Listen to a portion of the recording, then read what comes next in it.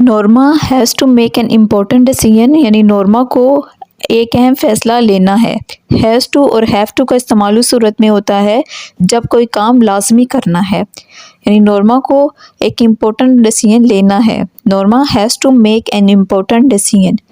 شی got accepted, وہ قبول کر لی گئی ہے۔ ایکسیپٹڈ یہاں پہ ایڈجیکٹو ہے، یعنی وہ قبول کر لی گئی ہے۔ An internship in France, France میں انٹرنشپ کے لیے وہ قبول کر لی گئی ہے۔ She also got a job offer at a hospital, یعنی اس کو ایک ہاسپٹل سے جاب آفر بھی ہوئی ہے۔ She can only do one دو، وہ البتہ ان میں سے ایک کر سکتی ہے۔ شی کین یعنی کین اور کڈ کا استعمال کین کا ہوتا ہے کہ کر سکتا ہے، تو شی کین وہ کر سکتی ہے، اونلی ڈو ون ان میں سے ایک، دو اگرچہ وہ صرف ایک کر سکتی ہے۔ She made a list of pros and cons, اس نے ایک لسٹ بنائی جس میں فائدے لکھے اور نقصان لکھے۔ میڈ، شی میڈ یعنی ڈوئر شی ہے، یعنی نورما ڈوئر ہے۔ میڈ ورب ہے۔ A list of pros and cons, نقصان اور فائدے کی لسٹ بنائی۔ Pros are the good things while cons are the bad things.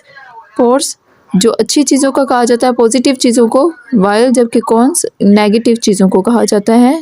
The internship in France was good because Norma always wanted to go to France.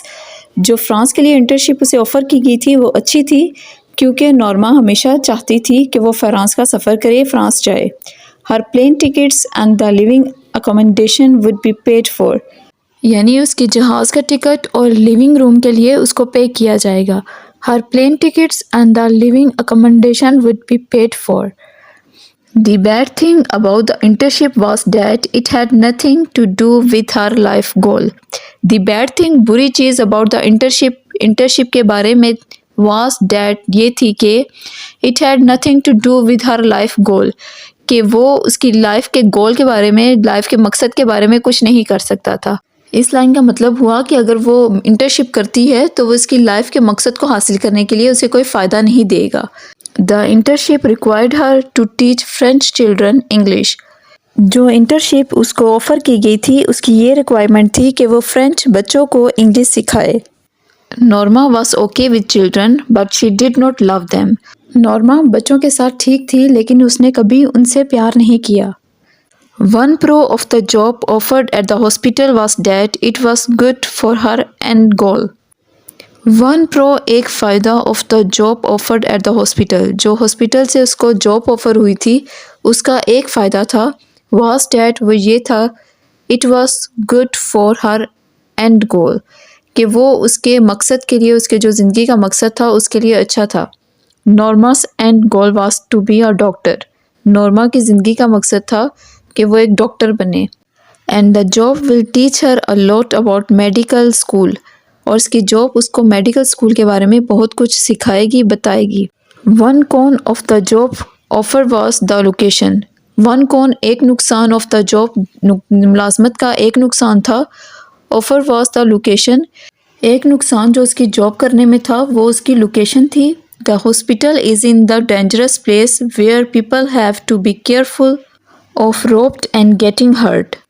The hospital is in a dangerous place, ہسپتال خطرناک جگہ پہ ہے، where people have to be careful جہاں لوگوں کو احتیاط برتنی پڑتی ہے، آف بینگ روبڈ یعنی لوٹے جانے سے، اینڈ گیٹنگ ہرٹ اور نقصان پہنچانے سے۔ After a lot of thinking and looking at her list, Norma decided to work at the hospital.